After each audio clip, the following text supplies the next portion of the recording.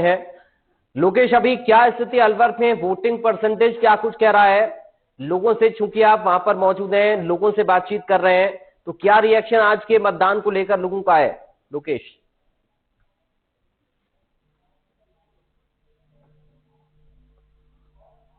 के जो आंकड़े आए हैं वो 43.39% पोलिंग हुई है, जो कि बहुत कम है। और जो वोटिंग की जो परसेंटेज है वो 43.39, और वो भी 3 बजे तक की, तो बहुत कम है। और जो वोटरों में जो क्रेज है वो उस हिसाब से नजर नहीं आ रहा। जो प्रशासन वोटिंग परसेंटेज बढ़ाने के जो हर संभव प्रयास कर रहे थे, लेकिन उनके प्रयास विफल होते हुए नजर आ रहे हैं, और जो वोटिंग परसेंटेज जो कम है वो बहुत कम नजर आ रही है। जी पराग। महिलाओं से आपने क्या बात की है, नौजवानों से क्या बात की है, या फिर बुजुर्ग मतदाताओं से क्या बात की है? ये रिएक्शन आज की वोटिंग को लेकर इन लोगों का कैसा है? मुद्दे क्या क्या हैं? महिलाओं के मुद्दे क्या हैं? युवा वोटर्स क्या कुछ कह रहा है? बुजुर्गों की समस्याएं क्या हैं? ये सारी चीजें अहम हो जाती हैं। अलवर की सीट पर ये तमाम मुद्दे, ये तमाम जो वोटर्स हैं, वो क्या कह रहे हैं? बिल्कुल पराग, मैं बताना चाहूंगा कि जैसे अभी अलवर लोकसभा क्षेत्र के अंदर चुनाव चल रहे हैं, और यहाँ बुजुर्ग, युवा और महिलाएं वोटर तो यहाँ आ रहे हैं, लेकिन जैसे पहले की तरह ना तो हुजूम में आ रहे हैं, कोई 2-4 अभी आ रहे हैं या 2-4 बाद में आ रहे हैं उस हिसाब से, और यहाँ ना ही उस तरह से भीड़ देखी जा रही है। जो मुद्दा बताया जा रहा है अलवर जिले में, एक सबसे बड़ा मुद्दा बताया जा रहा है जो पानी का बताया जा रहा है, क्योंकि यहाँ बड़े औद्योगिक क्षेत्र भी अलवर लोकसभा क्षेत्र में आते हैं, जैसे भिवाड़ी, नीमराना, और पानी की जो बहुत बड़ी समस्या है वह समस्या। और युवाओं की अगर हम बात माने तो युवाओं की तरफ से यहाँ रोजगार का सबसे बड़ा मुद्दा सामने आ रहा है। जी जी पराग।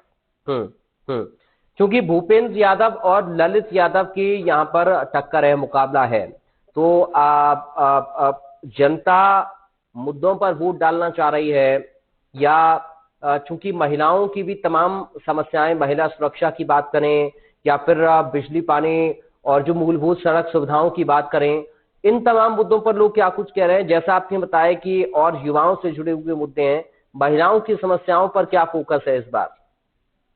बिल्कुल पराग, मैं बताना चाहूंगा कि जैसे युवाओं से जुड़ा हुआ मुद्दा रोजगार का है, स्थानीय कंपनियों में रोजगार का है, महिलाओं से जुड़ा हुआ महिलाओं की सुरक्षा का है। वैसे ही भूपेंद्र यादव का कहना है कि जो पानी की जो समस्या है वह उसको पूरी तरीके से खत्म करने के हर संभव प्रयास करेंगे। जैसे प्रधानमंत्री का जल जीवन मिशन, उनका कहना है कि घर घर तक पहुंचाने का वह कार्य करेंगे। और जो कांग्रेस के उम्मीदवार है ललित यादव, वह भी इन्हीं मुद्दों को लेकर के चल रहे हैं। अभी उनमें यह सामने रहेगा कि भाई उम्मीदवार कौन होता है, किसका भाग्य में राजयोग है, और कौन जीतता है और कौन हारता है। शाम तक वोटिंग परसेंटेज की हम बात करें तो क्या कितना बढ़ने के आसार लोकेश नजर आते हैं? अभी आप जो बता रहे हैं कि वोटिंग उस तरीके से या फिर उतना उत्साह के साथ लोग नहीं अभी हिस्सा ले रहे हैं, तो क्या इसका कारण हो सकता है? क्या गर्मी, धूप इसका कारण हो सकती है? शाम तक क्या परसेंटेज और बढ़ेगा अभी? बिल्कुल पराग, मैं बताना चाहूंगा कि अब जो वोटिंग परसेंटेज कम होने का सबसे बड़ा कारण गर्मी का भी मान रहे हैं, और गर्मी भी, और इतनी भीषण गर्मी, और उसके अंदर धूप, तो यह बहुत बड़ा कारण है कि जो वोटर की जो परसेंटेज है वह कम है। अब हो सकता है कि शाम को थोड़ा मतलब ठंडा मौसम हो और उसमें परसेंटेज बढ़ सकती है। अभी जहां जैसे 43% अलवर लोकसभा क्षेत्र का मतदान प्रतिशत है, तो हो सकता है वह शाम को 60% पहुंच जाए, हो सकता है 70% पहुंच जाए, लेकिन यह अभी अनुमान लगाया जा सकता है। अब शाम को वोटिंग परसेंटेज बढ़ने की उम्मीद पूरी है। जी जी पराग। लोकेश, आपका बहुत शुक्रिया तमाम जानकारी और इस पूरी बातचीत के लिए, अलवर से हम तक जानकारी पहुंचाने के लिए, हमारे दर्शकों तक जानकारी पहुंचाने के लिए। तो लोकेश को आप अलवर से सुन रहे थे। लोकेश चूंकि वहां पर मौजूद हैं, वो एक एक वोटर से बात कर रहे हैं, वो अलग अलग पोलिंग बूथों पर जा रहे हैं। लोकेश समझने की कोशिश कर रहे हैं कि मतदाता के मन में क्या है, आखिर लोगों के दिमाग में क्या चल रहा है, लोग जब वोट डालने के लिए पहुंच रहे हैं तो किन मुद्दों को लेकर